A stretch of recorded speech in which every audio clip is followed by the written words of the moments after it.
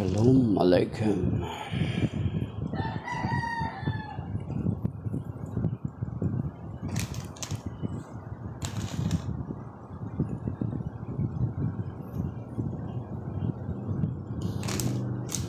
Our Catholic Daily Gospel reading is taken from the Gospel according to Saint Matthew chapter 19 verses 16 to 30. Glory to you, Lord.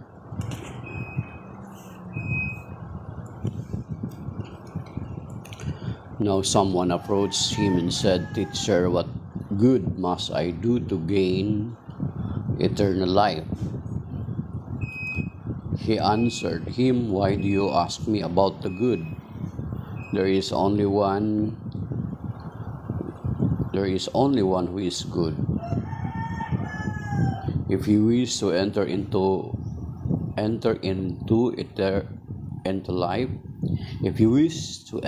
life, keep the commandments." He asked him, which ones? And Jesus replied, "You shall not kill, you shall not commit adultery, you shall not steal, you shall not bear false witness, honor your father and your mother, and you shall love your neighbor as yourself." The young man said to him, "All of this I have observed. What do I still lack?" Jesus said to him, "If you wish to be perfect, go sell what you have and give to the poor, and you will have treasure in heaven. Then come, follow me." When the young man heard this statement, he went away sad, for he had many possessions.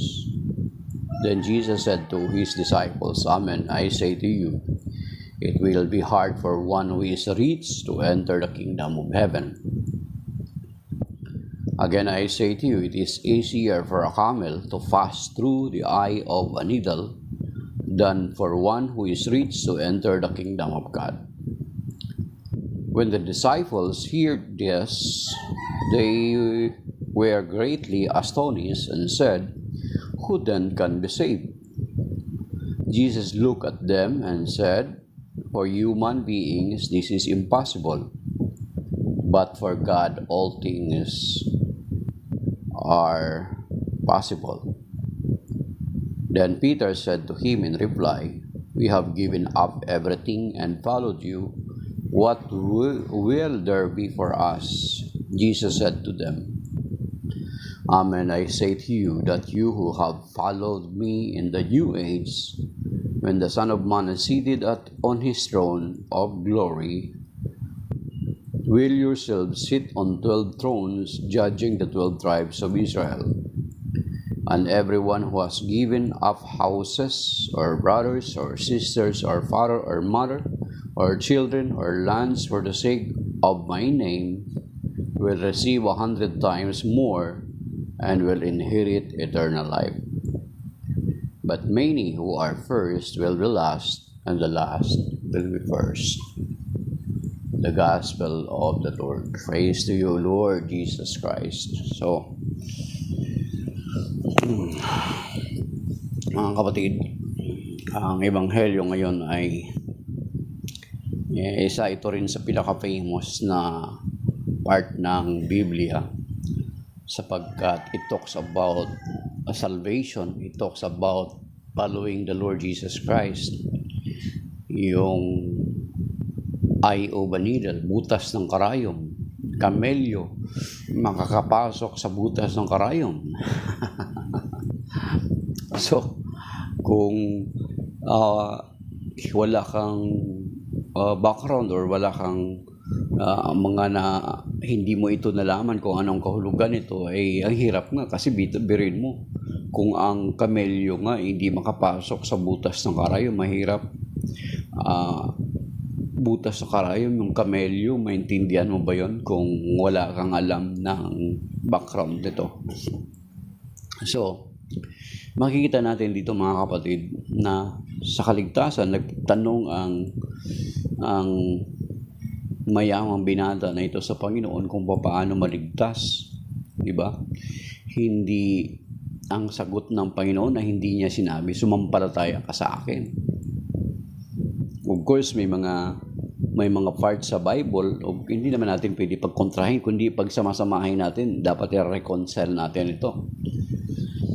Ang sabi dito ng Panginoon, now someone approached him and said, Teacher, what good, anong mabuting dapat kong gawin na makapasok sa buhay na walang hanggan? And then, why do you ask me about the good? There is only one who is good. If you wish to enter into life, keep the commandments. So, gawin natin yung sinasabi ng kautusan. Gawin natin yung sinasabi ng kautusan. Ay, sabi niya, ni-enumerate ng Panginoon. Alam naman natin ang mga Hudyo, talagang at the very young age of their children ay itinuturo nila ito sa kanilang mga anak, ang pagsunod sa kautusan. At makikita natin yan, yung patunay niyan is doon sa Deuteronomy chapter 6 verse 4, mga kapatid. Yung Shema na tinatawag nila. Hear, O Israel. Yung Shema doon sa Deuteronomy chapter 6 verse 4. Then sabi niya, nagawa ko na yan, simula pa ako bata pa ako. So take note dito mga kapatid, hindi sinabi ng Panginoon, manampalataya ka lang sa akin. Okay na, okay. Manampalataya ka lang sa akin at sumunod sa akin, okay na yan. Diba? Makita natin dito. So, and then, ang sabi niya, he asked him, Jesus replied, you shall not kill, you shall not commit adultery, you shall not steal, you shall not bear false witness, honor your father and your mother, and you shall love your neighbor as yourself. So, naggawa ni na raw ito, mga kapatid. So, ang tandaan natin, hindi sinabi ng Panginoon, sumampalataya ka lang sa akin, okay na, assured na yung kaligtasan mo. Although, na may sinasabi doon, John 3:16, sasabihin ng mga kapatid natin na sola fide, yung John 3:16, pero dapat i-consider din natin ito, or else, sasabihin ng iba na hindi pinagkukontra natin ang banal na kasulatan. So, dapat hindi ganun, mga kapatid. Sa John 3:16, sabi doon, for God so loved the world that He gave His only begotten Son, that whosoever believes in Him may not perish but have everlasting life. Sa pagtanggap natin sa Panginoon, sa pagkilala natin sa bilang tagapagligtas, of course, unang-una doon ang pananampalataya. Pero hindi magtatapos sa pananampalataya. Kasi sinasabi dito, gawin mo ang mga kautusan. Kaya nga yung isinyer ko kahapon doon sa Matthew 25:31-46 sa judgment of the nation, nung hinatulan ng Panginoon yung dalawang grupo na hiniwalay niya na katulad ng tupa sa mga kambing, ay ang sabi doon, sabi niya, lumayo kayo sa aking mapagawa ng mga masama. Sabi niya, at kayo mapa sa apoy ng impyerno na inihanda sa demonyo at sa kanyang mga kampon. Sapagkat nung ako'y nagutom, hindi ninyo ako pinakain. Nung ako'y nauhaw, hindi ninyo ako pinainom. Nung ako'y nagkasakit, hindi ninyo ako dinalaw. Nung ako'y nakulong, ay hindi ninyo ako binisita. Nagtanong ang mga tao, saan Panginoon? Ang sabi ng Panginoon, whatever you do to the least of my brothers or my brethren, you do it unto me. So ito yun related, itong sinasabi ng Panginoon, do the commandments. Sabi ng mayaman, abay nagawa ko na yan. At isa pa mga kapatid, hindi sinabi ng Panginoon dito na sumampalataya lang. Bigyan natin ng diin yan mga kapatid. Kasi it is about our salvation.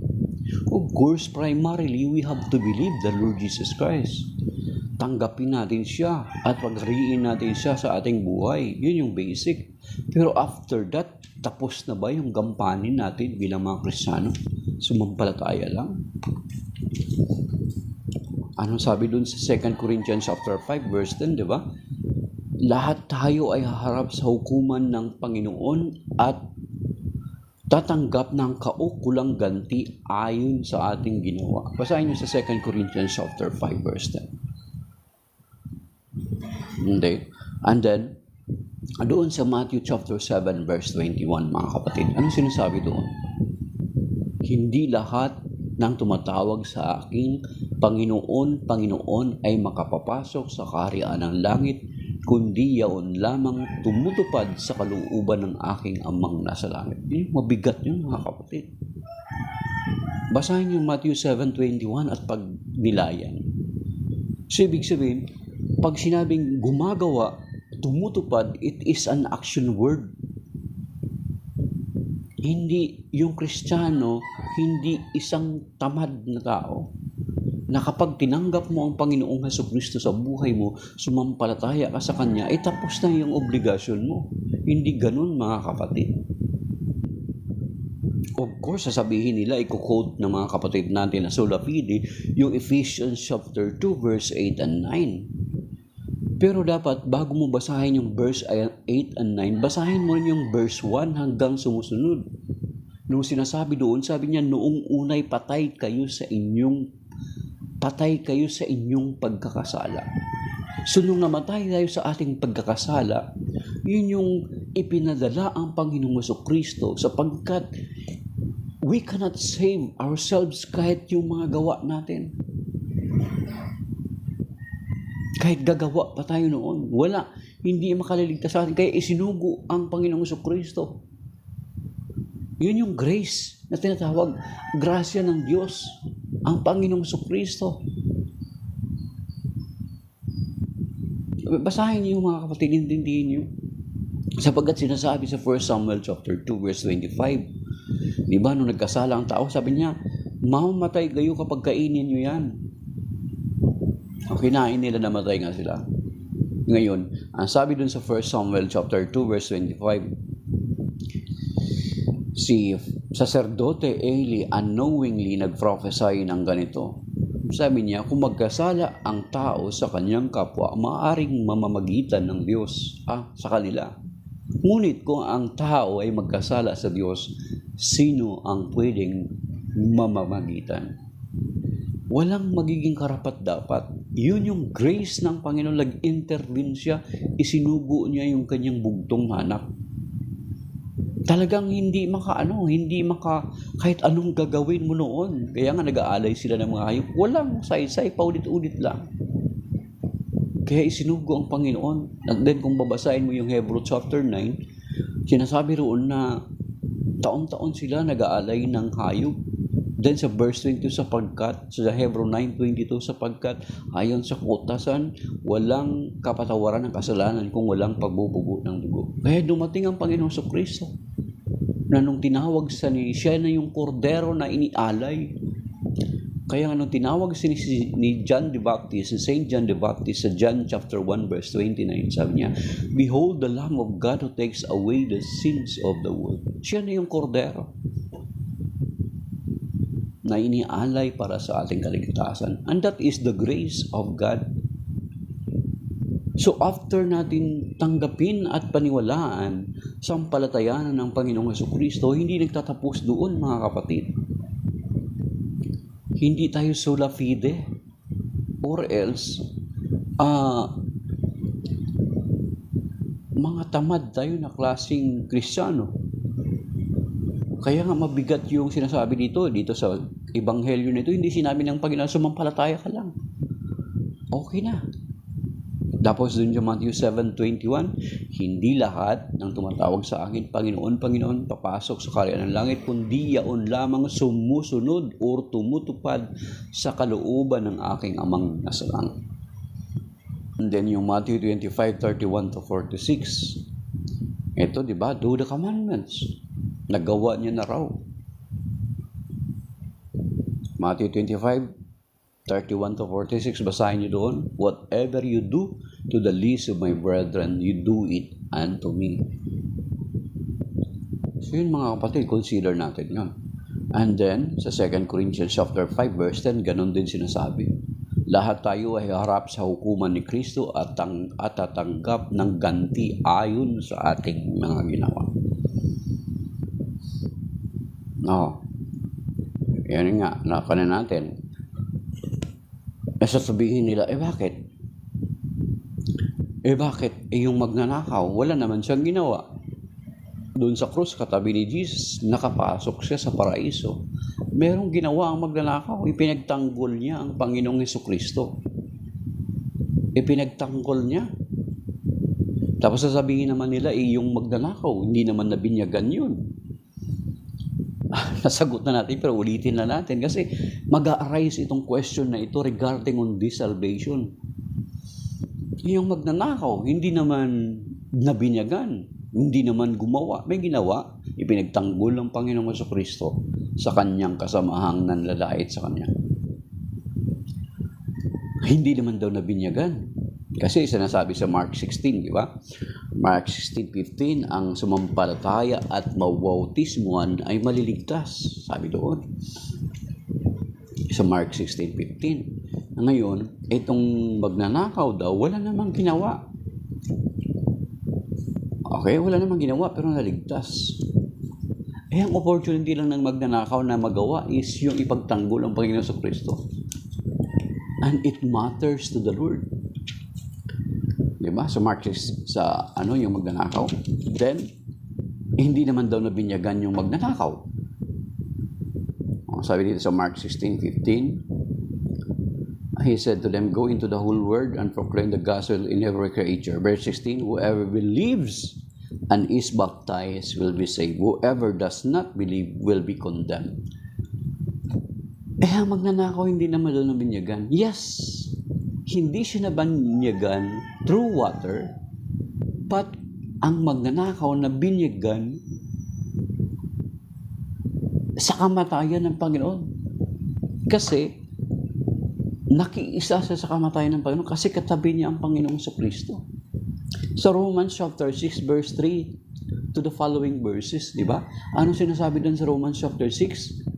Ang binyag ay pakikiisa natin sa kamatayan ng Panginoong Kristo. Ang magnanakaw na binyagan sa actual death ng Panginoong Kristo, nakiisa siya mismo sa actual death ng Panginoong Kristo.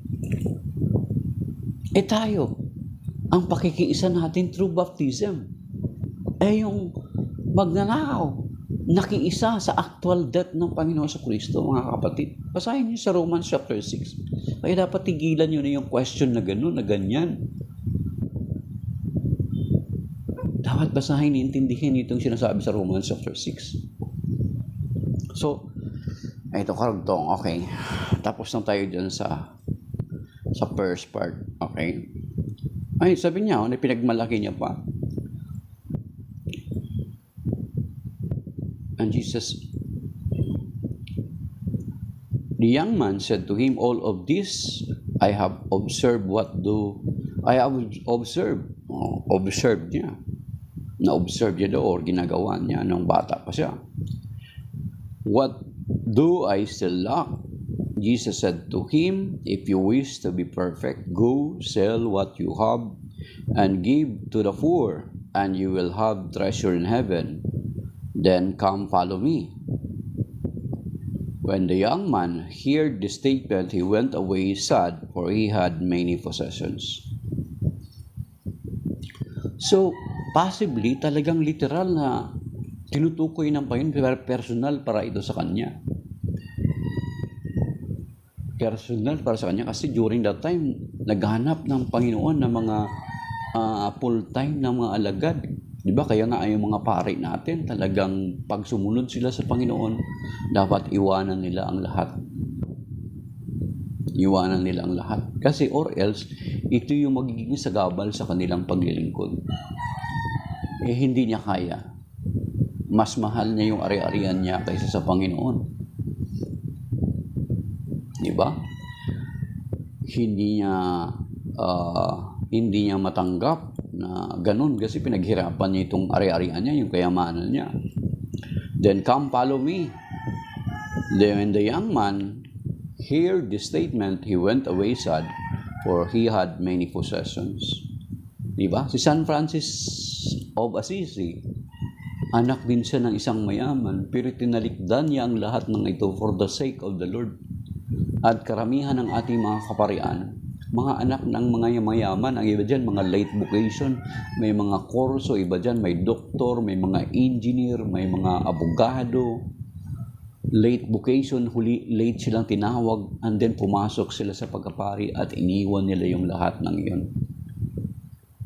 Of course, yung ibang mga pari is may mga kotse, magaganda ang kotse kasi yung mga magulang nila, mga kapatid nila, naaawa naman sa kapatid nila kung saan, kaya binibigyan ng mga magagandang kotse. Di ba? So, pero sinasabi ng Panginoon din, follow me, nalungkot ang mayaman. Of course, personally, address ito ng Panginoon sa mayaman, hindi para lahat sa atin, yung context nito. Baka mamaya, ipamigay niyo yung kayamanan niyo dyan, i-share niyo naman sa akin yung iba. O, diba? So, nalungkot siya. Kaya nga, sabi ng, then, verse 23, then Jesus said to His disciples, Amen, I say to you, it will be hard for one who is rich to enter the kingdom of heaven. When the disciples heard this, as verse 24, again I say to you, it is easier for a camel to pass through the eye of a needle than for one who is rich to enter the kingdom of God. Okay. Sige, tingnan natin ito mga kapatid. So, napakahirap daw. Hindi naman sinabi ng Panginoon na hindi makakapasok ang mga mayayaman, kundi napakahirap lang. Napakahirap lang makapasok sa kaharian ng langit. Mabuti pa raw yung ulitin natin. Then Jesus said to His disciples, Amen, I say to you, it will be hard. Hard lang for one who is rich to enter the kingdom of heaven. Verse 24, again, I say to you, it is easier for a camel to pass through the eye of a needle than for one who is rich to enter the kingdom of God. Napakahirap, pero hindi naman sinasabi na hindi makapapasok, mga kapatid. Sabi niya, it is easier for a camel to enter through the eye of a needle than for a rich man to enter the kingdom of God. Sa Israel, mga kapatid, kung titingnan natin yung background ay nung panahon na palagi na lang silang pinapasok ng kanilang mga kalaban ay nung bandang huli ay ginawa nila itong walled, di ba? Ang Jerusalem is walled. May mga muog, may mga gate. Ang dalawa daw po ang gate niyan doon sa Jerusalem, sa Jerusalem. Dalawa ang gate niyan, isang malaki and then yung isang maliit. Pagdating ng hapon, para ma-avoid na makapasok kaagad yung halimbawa yung mga kalaban nila, mga kabayo, ay nilagyan po yan ng gate. Sinasara po yung malaking gate. Di ba? Kahit sa mga simbahan natin sa Catholic churches, may mga malaking gate at the same time. Kahit dyan sa Cathedral ng Pasig din may maliit na gate. Para ma-prevent na ma-desecrate, papasok yung kalaban, papasok sa simbahan at i-desecrate yung simbahan. Kaya may maliit na gate. So, ang bubuksan is yung maliit na gate. At itong maliit na gate daw na ito sa Israel, ito yung tinatawag na Eye of a Needle. So, pagdating ng hapon, yung malaking gate, isasara. Andyan itong maliit na gate na tinatawag na Eye of a Needle ay makakapasok ang kamelyo kung tatanggalan mo na, i-unload mo na ng merchant yung mga karga-karga ng kamelyo. Then, ipapasok ng isa-isa yung karga ng kamelyo dun sa loob. Then, payuyukuin ng may-ari o ng merchant yung kamelyo para makapasok doon sa tinatawag na Eye of a Needle or butas ng karayom, yung maliit na gate na yan. So, yun yung ibig sabihin.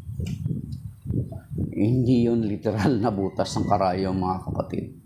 So, maliit na gate yun yung tinatawag na Eye of a Needle. Then, bakit makakapasok yung kamelyo? Kaya nga, i-unload.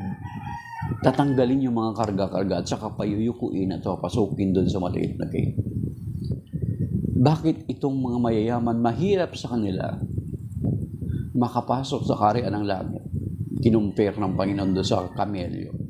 Kasi hindi nila mabitaw-bitawan yung kanilang kayamanan. Di ba yun yung naging issue sa mayaman at Lazaro din? Patungkol din sa pagbabahagi. Di ba? Si Lazaro at ang mayaman sa Luke chapter... Ito rin yun, mga kapatid. So, buksan natin sa Luke chapter 15 or 16. Luke chapter 16 verses 19 to 31.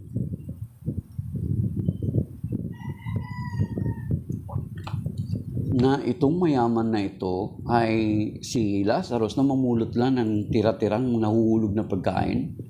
Pero yung mga yaman ay sumptuously, ay magarbo, grabe yung pagkain. Pero he failed to share to Lazarus. So, yun yung naging hadlang sa kanya, yung kanyang kayamanan. So, anong sabi sa Matthew 7:13? Enter through the narrow gate. So, narrow gate, maliit na gate. So, kailangan mo talagang i-unload.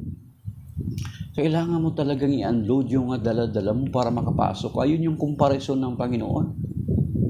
Ibig sabihin, pag yumuko ka, ibig sabihin, you need to humble yourself before God. Na yung kayamanan mo ay hindi sa iyo magiging hadlang yung mga karga-karga mo na makapasok. Kasi ayaw mo mabitaw-bitawan, ayaw mo mag-share.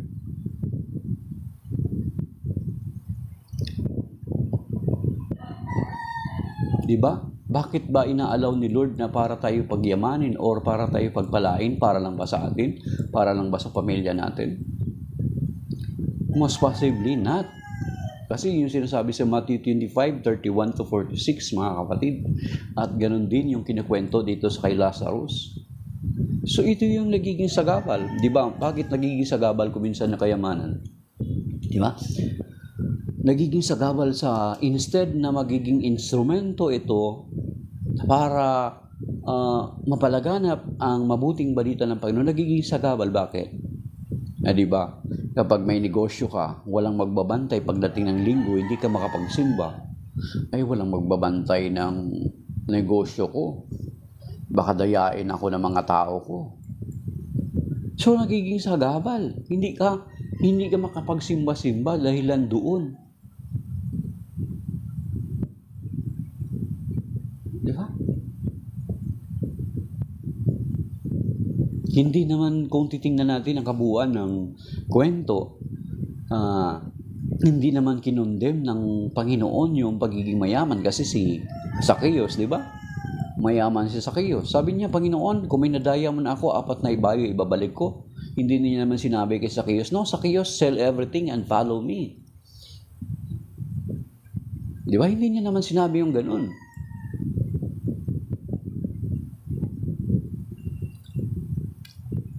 Ang masama, kung ang kayamanan natin ang nagiging hadlang na para tayo mapalapit sa Panginoon, instead na magamit natin ang kayamanan na ito para maparangalan natin ang Diyos. Diba sa first, sabi nga ang laging sinasabi nila, ang pera daw ay ugat ng kasamaan, the root of all evil. Minamali, demonic yung style. Ang sinasabi dun sa 1 Timothy chapter 6 verse 10, mga kapatid, tingnan natin, sabi niya doon, the root of all evil is the love of money. So yung pag-ibig sa salapi ang siyang ugat ng lahat ng kasamaan, hindi ang salapi per se mismo. Angelos Mata, in the name of the Father, the Son, the Holy Spirit. Amen. The angel of the Lord declared unto Mary, and she conceived by the power of the Holy Spirit. Hail Mary, full of grace, the Lord is with you. Blessed are you among women. Blessed is the fruit of thy womb, Jesus. Holy Mary, Mother of God, pray for us sinners, now and at the hour of our death. Amen. I am the handmaid of the Lord, be it done to me according to your word. Hail Mary, full of grace, the Lord is with you.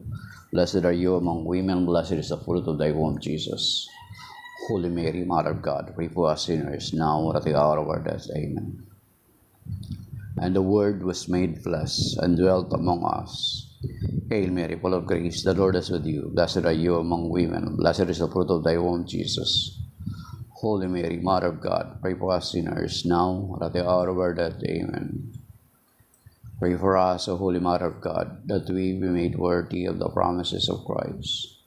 Let us pray. Wherefore we beseech to you, Lord, the grace into our heart, that we to whom the incarnation of Christ your Son was made known by the message of an angel, may by his passion and cross be brought to the glory of his resurrection, through the same Christ our Lord. Amen. Glory be to the Father, to the Son, to the Holy Spirit, as it was in the beginning, is now, and ever shall be, world without ending. Glory be to the Father, to the Son, to the Holy Spirit, as it was in the beginning, is now, and ever shall be, world without end. Amen. Glory be to the Father, and to the Son, and to the Holy Spirit, as it was in the beginning, is now, and ever shall be, world without end. Amen. In the name of the Father, the Son, the Holy Spirit. Amen. So,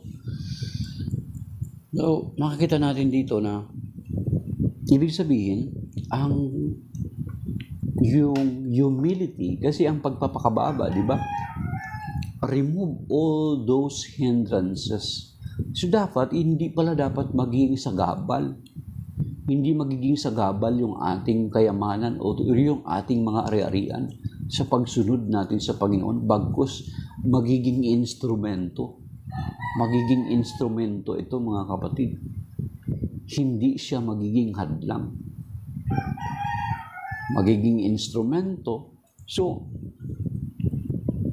sa atin, sa konteksto natin, na the Lord is not requiring us to sell everything sa atin. Pero kung sa tingin mo na tinatawag ka ng Panginoon, halimbawa, sa pagpapari, sa pagsunod sa Kanya full-time din. Pero kung may pamilya ka, hindi natin pwede gawin. Alangan naman, mamamalimos yung pamilya mo. Okay? So, may nakwento ito si Brother Noedora doon sa Jensen daw, isang mayaman. Sinasabi niya na hindi daw natin na Katoliko na susunod yung utos ng Diyos kasi mayaman daw ang simbahan. Sabi ni Brother Noe sa kanya, sabi niya hindi pwede na ibenta mo yung ari-arian mo then ibibigay mo sa mga mahihirap. Magkakaroon ng collapse ang ekonomiya. Kasi itong mga mahihirap na ito, hindi naman marunong mag-manage ng kayamanan. Hindi naman marunong mamahala ng mga kayamanan. So magkakaroon ng collapse ang ekonomiya. Wala na magtatrabaho. So anong gagawin mo pagkatapos mo pamigay yung kayamanan mo, mamamalimos ka? Kamusta naman yung pamilya mo? So, natuwa, sabi ng asawa nung mayaman doon sa Jensen daw, natuwa daw yung babae kasi parang gusto na raw ng lalaki na ibenta yung ari-arian niya kasi napakinggan niya yun to sa, hindi ko lang alam kung anong sekta yung napakinggan niya. Kung tayo ay tinatawag ng Panginoon for katulad ng pagiging pari na full-time na mag-serve sa Kanya, then let us left behind all that we have and follow the Lord. Pero kung ang vocation natin ay pamilya, of course, ang ating kayamanan ay ilalaan natin para sa pamilya. At magbabahagi tayo para hindi tayo makatulad nung si Lazarus at mayaman. Okay, thank you, Midjolin. And then, hindi tayo magiging katulad doon sa Matthew 25:31-46 na hindi natin nabibigyan ng tulong yung mga nagugutom, mga nauuhaw, walang matirahan, walang makain, mga nasa ospital, mga nasa kulungan. Di ba? Kaya nga, sa simbahan natin, sa Catholic Church, yung tinatawag na minsan may mga second collection. Kasi yung first collection, that is for the church, para sa mga maintenance, sa mga pasweldo ng tao. Pero yung second collection, may mga specific yun, di ba? Napapakinggan nyo, may mga specific kung saan mapupunta yun. So, once na nagbibigay tayo para doon, natutupad natin, nagiging kabahagi tayo doon sa charity. Hindi man tayo aktual na makapag-abot nito, is yung simbahan natin ang gumagawa. Kaya, kung babasahin mo yung Matthew 25:31 to 46, nagagampanan mo na yung sinasabi doon. Bagamat hindi ka man direct, ikaw yung nagbibigay, pero sa tuwing may mga second collection ng simbahan, sa tuwing may mga programa ang social service ministry, ng social action, nakikibahagi tayo. Hindi man tayo yung aktual na nag-abot, pero nagbigay tayo ng ating tulong, nagagampanan natin yung Matthew 25:31 to 46.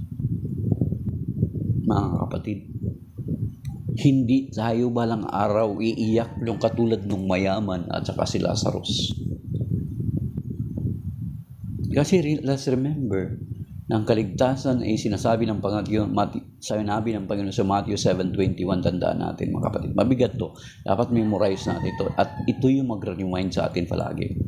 Na sinasabi doon na hindi lahat ng tumatawag sa akin, Panginoon, Panginoon, ay makapapasok sa karya ng langit. Kundi yaon lamang tumutupad sa kalooban ng aking amang nasa langit. So yan mga kapatid. Makapasok tayo sa karya ng langit, magpapakababa tayo, alisin natin yung mga nagiging sagabal sa ating paglapit sa Panginoon. Kung meron man tayong kayamanan, sana hindi ito magiging sagabal, kundi magiging instrumental para sa paghahari ng Diyos, sa paglaganap ng paghahari ng Diyos. Hindi magiging sagabal. Nung dati ako sa Mindanao yung mga kasamahan ko dati, mga mayayaman, pagdating ng linggo, mga kapatid, sarado ang kanilang mga negosyo. Pagdating ng Miyerkules, Huwebes Santo, hanggang Sabado de Gloria, sarado ang halos lahat ng market doon. So, ibig sabihin, hindi nila hinahayaan na ang kanilang kayamanan ay siyang magiging sagabal nila sa pagsunod nila sa kalooban ng Diyos. Bagkus, ginagawa nila itong instrumento para sa pagpapalaganap ng paghahari ng Diyos. Sana ganun mga kapatid. Ang sinasabi doon sa 1 Timothy chapter 6 verse 10, hindi ang salapi ang ugat ng kasamaan, kundi ang pag-ibig sa salapi ang siyang ugat ng kasamaan. Sobrang mahal na natin ang pera, ay wala na. Puro na lang kahit panahon, araw ng linggo, puro na lang trabaho, puro na lang negosyo, wala nang panahon sa pagsisimba.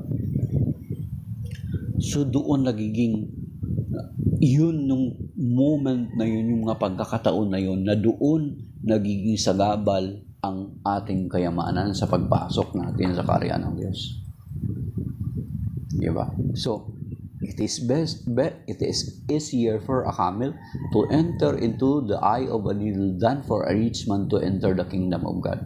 Kasi sabi ko nga sa inyo, yung eye of a needle na yun is maliit na gate doon sa Israel, sa Jerusalem.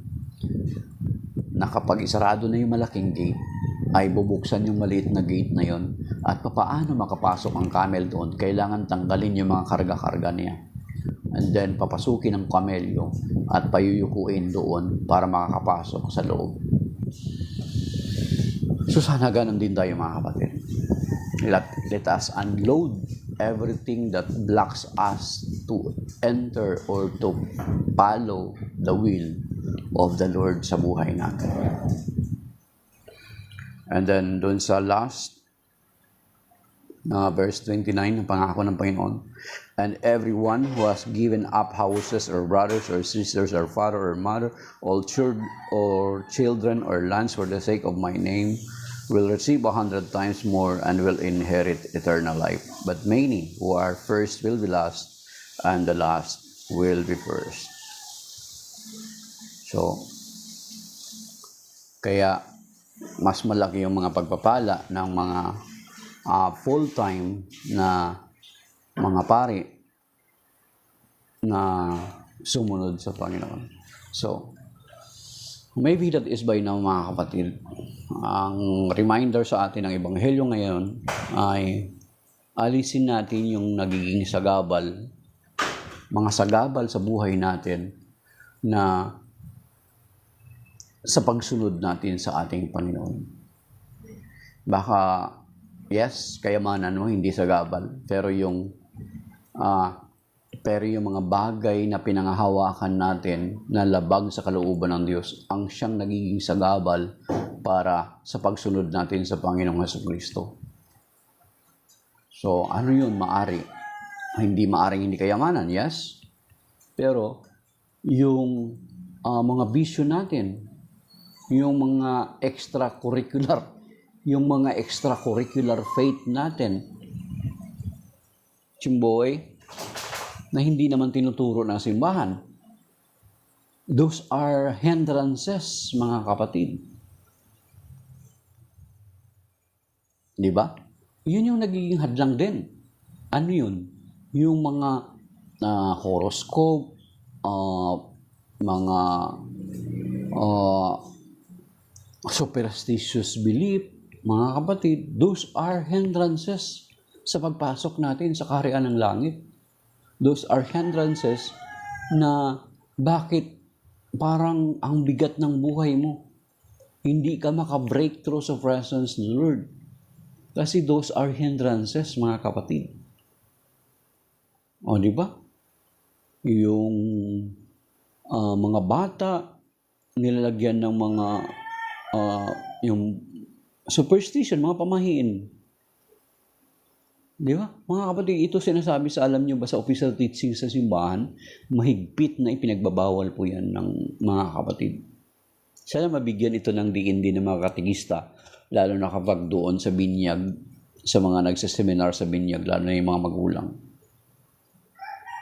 Bakit gagawan ng lagyan ng pula-pula, di ba? Yung bracelet na itim pula. Hindi lang mga magulang, may authority kayo sa inyong mga anak. Pwede nyo i-bless yung anak nyo, pwede nyo ipag-pray yung anak nyo. In the name of Jesus, o ipag-pray mo, Lord, i-bless mo itong anak mo as we go out, lalo kung wala pang binyag. Pero dapat hindi pinapadalagal ang binyag.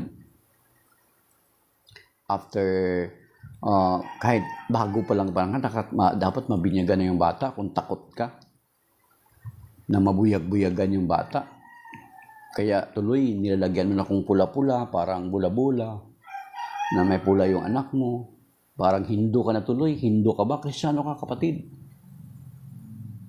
Di ba? Parang ginagawa mong bula-bula yung bata. Di ba? Natural cute yung bata, bilog yung mukha. Nilagyan mo ng pula dito, parang bula-bula tuloy. Anong sense nun? So instead na ang magulang may authority ka over your children, pwede mo sila ipag-pray for protection. Lord, I pray for my kid, protect him with your most precious blood, and shield him with the power of the Holy Spirit. In Jesus' name, amen. Yan lang, mga kapatid. So maybe that is by now sa Ebanghelyo ngayon, mga kapatid. Shalom and may God bless us and a blessed Monday to all. Maraming salamat po sa mga nag-like. 2,300 megit. Pero hindi naman lahat yan nanood sa atin. And then yung mga nanonood from the start until now at yung mga sumilip, maging yung hindi man nag-tap ng screen yet they consider to listen at least to what we are saying. So, may God bless us all, mga kapatid. May God keep us safe and sound sa araw na ito kasama ng ating mga mahal sa buhay at ating mga ari-arian. Allow me pala to pray for this prayer.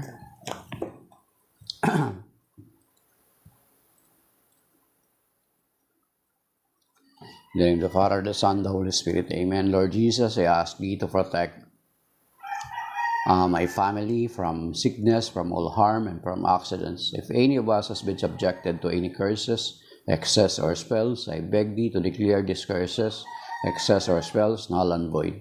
If any evil spirits have been sent against us, I ask Christ to decommission you, and I ask that you be sent to the foot of his cross to be dealt with as he will. Then, Lord, I ask thee to send thy holy angels to guard and protect all of us. Amen. Our Father who art in heaven, hallowed be thy name, thy kingdom come, thy will be done on earth as it is in heaven. Give us this day our daily bread. Forgive us our trespasses, as we forgive those who trespass against us. And lead us not into temptation, but deliver us from evil. Amen. In the name of the Father, the Son, the Holy Spirit. Amen. So, shalom mga kapatid. That is by now. May God bless us all. And now signing off.